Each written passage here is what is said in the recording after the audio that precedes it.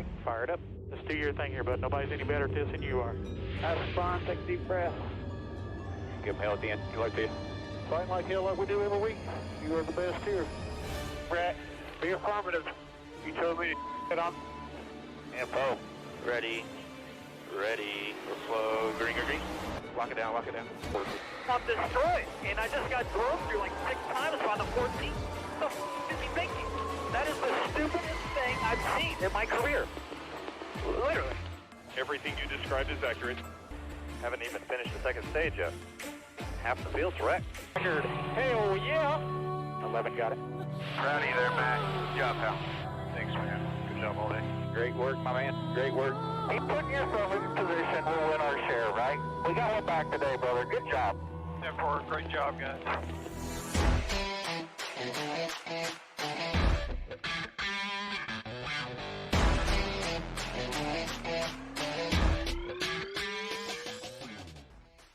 And welcome back to Racing in the Draft. My name is Mark, and thanks for tuning in to this week's Racing in the Draft, where we break down the racetrack and drivers for this upcoming week at Atlanta for the Cup race.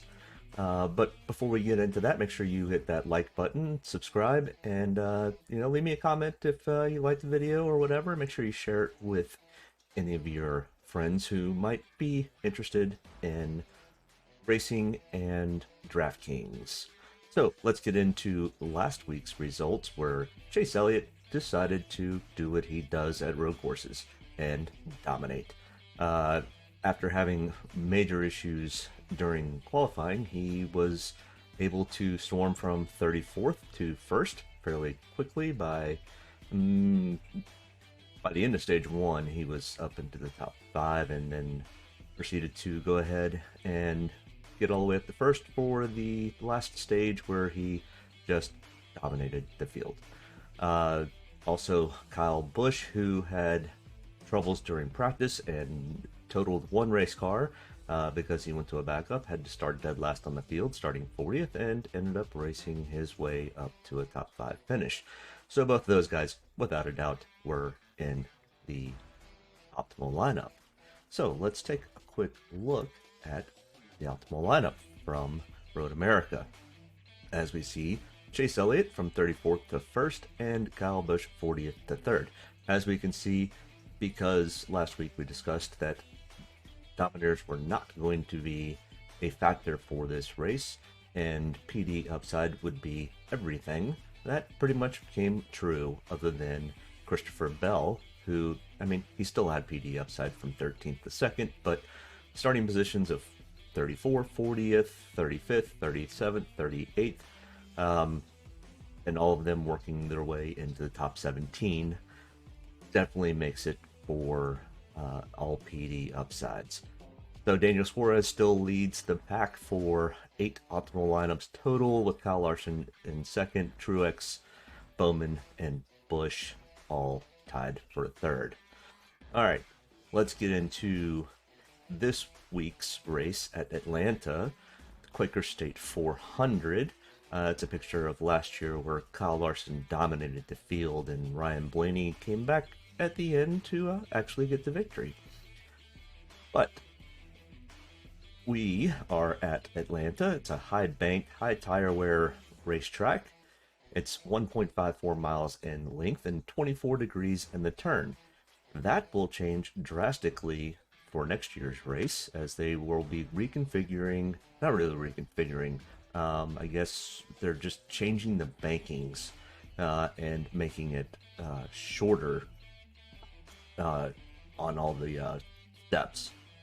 What I mean, the back stretch is going from like 55 feet to 40 feet. The front stretch is going from like 52 feet to 46 feet. So it's going to become much more of a narrow track, but much more a high bank. I think they're going from 24. I think they've discussed 28 or 30 degrees, which makes it very similar to kind of a super speedway type of banking.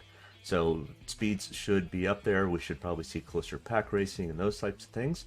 But let's break down this race, because that's what we're concerned about. Race length for Sunday's race is 260 laps. Dominator points will be a factor this week. We will need to find probably at least 2 dominators, and the rest of the points will come from place differential or finishing position, mostly place differential. So looking for 2 dominators while we're going through this, and 4 PD upside guys.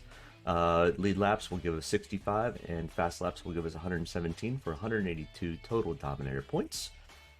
Let's get into why you came. Let's break down the drivers. Of course, top of the list, 1.5 mile track, Kyle Larson, because that's what he does. He does not have a win here in Atlanta, and he's $12,000, but he did lead a ton of laps earlier this year at Atlanta, so I don't expect a whole lot of change from Kyle Larson this week. $12,000, it's a hefty price tag if you decide to put him in your field, and he will be starting 6th, so there is a slight PD upside if he can make it into the top spot. Second on the power ranking this week will come to somebody who I think has a much better chance for finishing position and place differential and pricing and those types of things. We'll get to him in a few minutes. But breaking down Kyle's stats, he did miss the 2020 race last year, but did run the earlier race this year. With that being said, he's got 2 top 5s, 3 top 10s, 4 top 20s, an 84.1 DraftKings average, and a 6.3 average finish. He's raced here 7 times, finished 2nd here in the spring race, or the first race as we call it. And out of his 7 runs, he's got 2 top 5s, 4 top 10s, and 5 top 20s. Next in line, Kevin Harvick, number 1 on the power ranking, 10,900, mostly because of his starting position, 21st. He had a little rough go at it at the Road of America, and because of the qualifying dynamics matrix that they use for picking out where people start this week, Kevin has the lucky job in being starting 21st. Why does Kevin have the number 1 power ranking? Well, in the last 5 races here, he is known as Mr. Atlanta. 2 wins, 3 top 5s, 5 top 10s, 5 top 20s, 96.2 DraftKings average, 5.0 average finish. Finished 10th here in the first race this year. 31 total starts, 3 wins, 9 top 5s, 16 top 10s, and 21 top 20s. Even though Stewart-Haas has struggled this year, Kevin has typically done much better than his teammates, so I still expect Kevin to run well here. Will he win? Maybe, maybe not. He's due for a win. Stewart-Haas has really kind of refocused their energy back to getting the Cup cars to performing better. They just had some really bad luck lately, but they've definitely had some speed. So I expect Kevin to potentially be at least in the top 5, if not top 3, maybe even vying for a win, which would give us a lot of PD upsides and potentially that finishing spot or dominator spot. Next in line, Ryan Blaney, this past spring's winner, 10,500, starting 15th. Got some PD upside there. Power ranking of 5. Does have that 1 win from earlier this year. 2 top 5s, 2 top 10s, and 4 top 20s in the last 5 starts. 48.9 DraftKings average, 11.4 average finish. As we see, he finished first at spring race and has started here 6 total times with 2 top 5s, 2 top 10s, and 4 top 20s. Next in line, Kyle Busch in the Skittles Gummy Car, 10,300, starting outside pole position. 6th on the power ranking this week. Doesn't have a win in the last 5, but has 2 top 5s, 4 top 10s, 5 top 20s, a 44.8 DraftKings average, a 7.2 average finish. He finished 5th here in the race earlier this year. 23 total starts at Atlanta, 2 wins, 7 top 5s, 10 top 10s, and 18 top 20s. Next in line, William Byron, $10,000. 10th on the power ranking this week, starting 19th. He did struggle a little bit at Road America towards the late going. He was running fairly well at the beginning of the race, but struggled on pit road and had missed on the setup or something. But starting 19th, doesn't have any wins here at Atlanta. He's run here 4 times, but has No top 5s, 1 top 10, 3 top 20s, a 23.1 DraftKings average, and a 19.0 average finish. But they have been performing much better than what their stats have shown at most tracks. So I expect William to actually be probably at least in the top 10. So we'll have some PD upside from William Byron. Next grouping here, Chase Elliott, 9,800, last week's winner. 11th on the power ranking. Doesn't perform really well at Atlanta, but finishes fairly decently for the most part. He's raced here a total of 6 times with 1 top 5, 3 top 10s, 4 top 20s, or 5 top 20s out of his 6 total. 29.5 DraftKings average and a 16th place average finish. He finished 38th here in the spring race. Next in line, Denny Hamlin, and if you get a chance to make sure you check out the hood of his car. I don't have a picture of it, but I saw it on Twitter, and it's a picture of his face. I'm not sure why they do that, but it's going to be quite humorous to watch going around the track, or if he gets into trouble and wrinkles up his face. I know, bad. But 3 top 5s out of his last 5 starts, 3 top 10s and 4 top 20s, a 32.1 DraftKings average, 12.4 average finish. He'll be starting 3rd, and he finished 4th here in the spring race, 8th on the power ranking, and has started here 22 total times with 1 win, 6 top 5s, 9 top 10s, and 15 top 20s. Next in line, we've got Alex Bowman, 9,400, starting 17th, 7th on the power ranking. No wins here at Atlanta, but does have 1 top 5, 1 top 10, and 4 top 20s, a 34.7 DraftKings average, and a 12.5 average finish. He finished 3rd here in the spring race, much better than his average finish, and has raced here a total of 6 times. Brad Keselowski, 9,200, is a 2-time winner in the last 5 races and a 2-time winner total out of his 13 total starts. Will be starting 14th. We got some PD upside potentials from Brad this week. Power ranking on 4, mostly because of that starting position and how well he races here.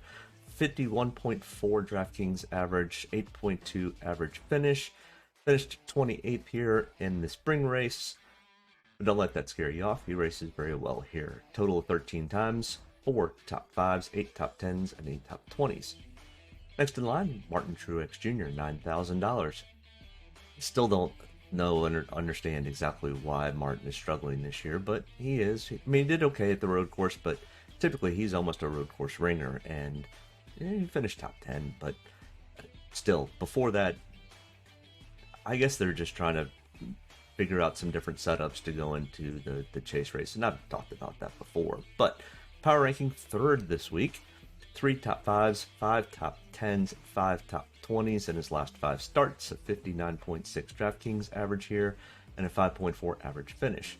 Finished 19th here in the spring, 23 total starts at Atlanta. Doesn't have a win here yet, but 5 top 5s, 11 top 10s, and 15 top 20s.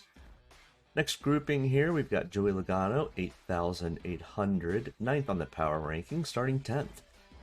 He, in his last 5 starts, does not have a top 5, but 3 top 10s and 4 top 20s, a 39.2 DraftKings average, and a 12th place average finish. He finished 15th here in the spring race and has raced at Atlanta 15 times. Doesn't have a win to his record, but 2 top 5s, 5 top 10s, and 9 top 20s. I expect him to probably finish where he's starting, somewhere close to there. So not a whole lot of PD upside from Joey, but, he has a tendency to perform well at this type of track. Chris Buescher, 8,600, next in line here. 13th on the power ranking, starting 18th.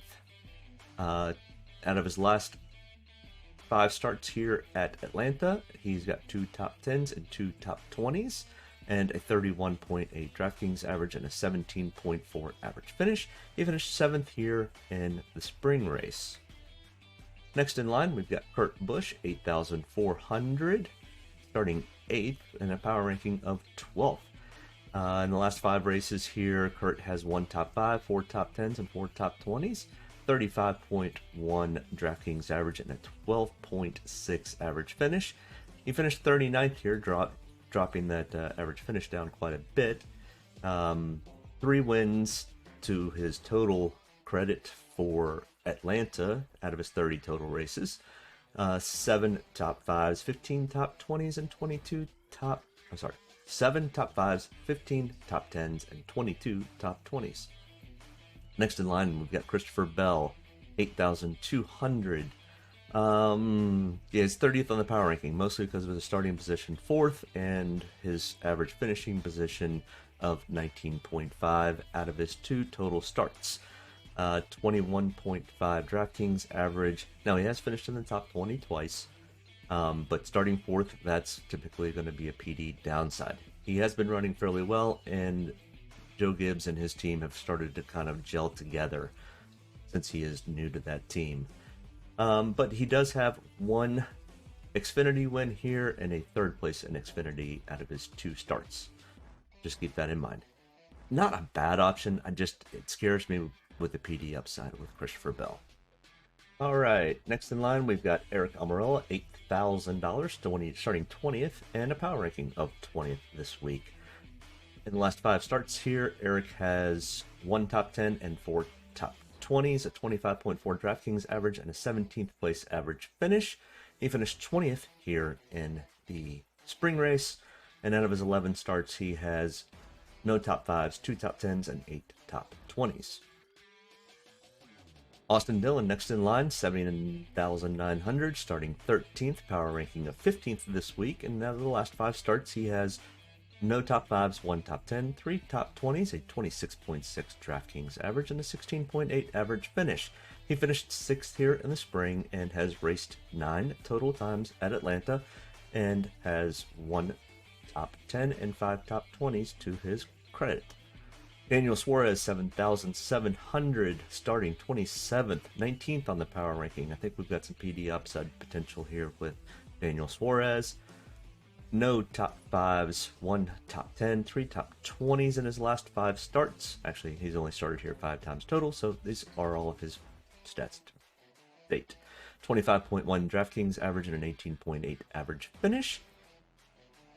Next in line, we've got Matt DiBenedetto, 7,500, starting 12th.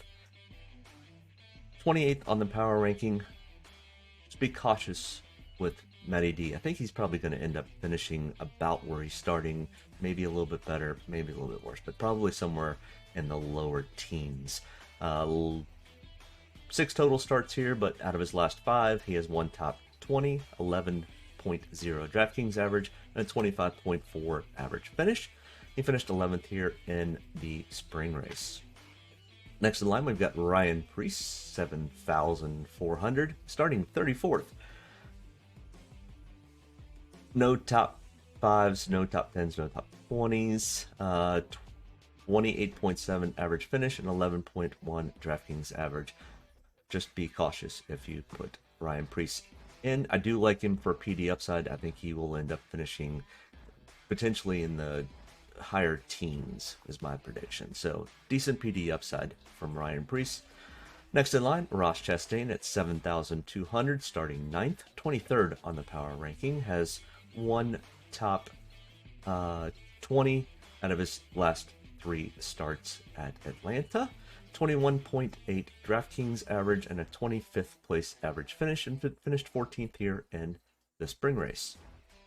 All right, our next grouping here starts with Tyler Reddick at 7,100, starting 7th, 14th on the power ranking, has 2 total starts at Atlanta in the Cup car, with 1 top 20, a 21st place average finish, 28.1 DraftKings average. Finished 26th here in the spring race. And in Xfinity, he does have a 19th and a 5th place finish to his credit. Next in line, Eric Jones, 6,900, has 5 total starts here and is 18th on the power ranking, starting 22nd. No top 5s, 1 top 10, 3 top 20s, a 27.8 DraftKings average, and a 16.8 average finish. Remember, most of the stats are in a Joe Gibbs car and now racing for Richard Petty Motorsports. He finished 24th here in that Richard Petty Motorsports car earlier this year. Has no top 5s, 1 top 10, and 3 top 20s out of his 5 total starts. Cole Custer next in line here, 6,700, starting 23rd and 22nd on the power ranking. Has raced at Atlanta in the Cup car twice and 3 times in the Xfinity car, but out of his 2 Cup starts, he has a 28.7 DraftKings average and an 18.5 average finish. Maybe a little potential PD upside here, but remember he's racing for Stuart Haas equipment and just has had the worst absolute luck of any driver this year. He finished 18th here in the spring, and in his 3 Xfinity starts, he has finished 2nd, 39th, and 10th. Ricky Stenhouse Jr., 6,600, starting 16th. In his last 5 starts, has finished in the top 20 all 5 times, but only between 11th and 20th. 25.4 DraftKings average and a 14.4 average finish. He finished 12th here in the spring race, 9 total starts with 8 top 20s and 1 top 10. Pretty consistently in the top 20. So my guess is he's probably going to finish where he started, maybe a little bit better. Next in line, Chase Briscoe, 6,400, starting 11th. He started here one other time, and that was earlier this spring where he finished 23rd, and this Sunday he'll be starting 11th. 20.5 DraftKings average and a 23.0 average finish. 21st on the power ranking. He has raced in the Xfinity car 3 separate times with a 9th and 2 15th place finishes for Chase Briscoe. Next in line, grouping here, Bubba Wallace, 6,300, starting 24th, average finish 24th. 25th on the power ranking, 15.6 average finish, 1 top 20 out of his 4 total starts, and he finished 16th, which was his best finish at Atlanta this spring. Next in line, Ryan Newman, 6,100, starting 29th. 17th on the power ranking, finished 13th here in the spring race. And out of his last 5 starts, he's got no top 5s, but 3 top 10s, 4 top 20s, a 21.9 DraftKings average, and 19.4 average finish. He's raced here 29 separate times, 2 top 5s, 9 top 10s, and 19 top 20s. I like Ryan Newman and his PD upside. We'll get to that in a little bit, though. Michael McDowell, 5,900, starting 25th, 24th on the power ranking. No top 5, no top 10s, and 1 top 20 out of his last 5 starts. 26.6 DraftKings average and a 14.8 average finish. Finished here 19th last spring. Then that was his best finish at Atlanta out of his 11 total starts. Next in line, Corey LaJoie, 5,700, 29th on the power ranking, starting 26. No top 5, no top 10, no top 20s out of his 4 total starts. 14.4 DraftKings average and a 29.8 average finish. He finished 29th here. So all things are looking like he's going to probably finish 29th. And starting 26th, no reason to take him or be very cautious. We got to have some salary savings somewhere. And this guy might be it. Anthony Alfredo, 5,500, starting 32nd. Maybe some PD upside here. He has been running a little bit better as of late and kind of getting more comfortable in the Cup car and with his crew chief. And he did have the 1 start here where he finished 27th this past spring. I don't know why I've got him finishing 20th, but yeah, so... Oh, the average finish in the DraftKings are backwards. Sorry about that graphic being incorrect. And does have 1 Xfinity finish here in 10th. I like Anthony Alfredo for PD upside. We'll talk about that again in a minute also. Garrett Smithley, 5,300. Pretty much from here on down are the guys that I probably will not be rostering this weekend. 5,300, starting 37th, finished 35th here in the spring race. Cody Ware, 5,200, starting 31st, finished 31st here in the spring race. BJ McLeod, 5,000, starting 36th, finished 34th in the spring race. Justin Haley, 4,900, finished 30th in the spring race. And you can kind of see these stats even in Xfinity. Justin Haley actually has some decent finishes with a 3rd and 2 8th place finishes. He's just not in great equipment right now. Bailey Curley, this will be his first Cup start at Atlanta, 4,700, starting 33rd. Our last 2 here, Josh Bilicki, 4,600, starting 30th and finished 37th in the spring race. and Quinn Hoff 4500 starting 35th, finished 33rd. As you can see from their previous finishing positions, that's why we won't be rostering them. All right, let's take a look at our dominators, place differentials, potential fill-in guys. All right, let's get to the breakdown of dominators, fill-ins, place differentials, and value picks. Dominators, because Kyle Larson has done so well at 1.5-mile tracks, does super well with high tire wear tracks. He will be at the top of my dominator picks, starting 6th.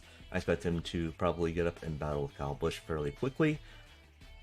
Kyle Busch would be my second dominator pick. Denny Hamlin, Chase Elliott, Joey Logano, and Martin Truex Jr. And our place differential guys, I really like Kevin Harvick coming from 21st, William Byron coming from 19th, and Alex Bowman coming from 17th. Ryan Blaney should also come up and at least gain 10 place differential spots for us, so at least a top 5. Chris Buescher coming from 18th, Ryan Newman coming from 29th, Daniel Suarez coming from 27th, Ryan Preece from 34th, Ricky Stenhouse from 16th, are all guys that I think have potential to get us a few PD upside points. My value picks, Ryan Newman, Michael McDowell, and Anthony Alfredo, all giving us some PD upsides and value, with Ryan Newman being highest at 6,100. Nice fill-in guys for the rest of it would be Kurt Busch, Tyler Reddick, Austin Dillon, Eric Jones, Chase Briscoe, and Eric Almirola. Let's kind of take a look at what happened in the spring race. Kyle Larson, we had in the spring race, we had 2 dominators / finishing positions and 4 PD upsides. Kyle Larson gave us a little bit of PD upside and lots of laps led, and Ryan Blaney gave us some PD upside and finishing first with 25 laps led. Ryan Newman, Alex Bowman, Chris Buescher, and Austin Dillon rounding out the optimal lineup there, all with PD upsides. So 2 dominators and 4 PD upside guys. In the single race at Atlanta last year, we see the same type of thing. 2 dominators with Kevin Harvick and Martin Truex Jr. finishing 1st and 3rd. They also gave us a little bit of PD upside. And Ricky Stenhouse with some PD upside, Ryan Blaney, Austin Dillon, Cole Custer. So if you're looking at that, we're looking at Ryan Blaney made both of those. Austin Dillon made both of those. But 2 dominators is going to be definitely the route to go, with at least 3/4 PD upsides. That's all I've got for this week. Good luck at Atlanta. Let me know if you liked the video. Hit that like button, hit that subscribe button. Make sure you share it across all of the social media platforms if you enjoy the content and you do well this week. Make sure you make a comment and let me know. Last week I had somebody double up their money, and congratulations to her for listening to the content and doing well. I'm not going to shout out her name, but she knows who she is. Have a great weekend, and good luck this week at Atlanta. We'll see you next week. Then we get a break for 2 weeks. What are we going to do? I don't know. Have a great weekend. Bye. Get a good deep breath. Get ready to roll here. Only about one thing tonight, getting the W's, so got to be around the end to do that. Get ready to roll tonight, boys. Let's go have some fun. Don't get me any more fired up than I already am. All the way to the checkered. You're fine. Nobody's got to run. Checker time, baby! Hell yeah! Proud of you there, Matt. Good job, pal. Thanks, man. Good job all day. Great work, my man. Great work. Keep putting yourself in position. We'll win our share, right? We got one back today, brother. Good job. Great job, guys. Excellent work, my man. Excellent work. Thank you. Man, that's awesome.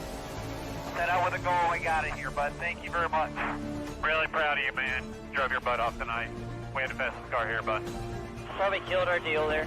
Just feel like I gave one away. Yeah, boys. Way to rebound. Great job. Great job, bud. Really good job. Appreciate you hanging in there with us all weekend. What a weekend. Good job. Thank you.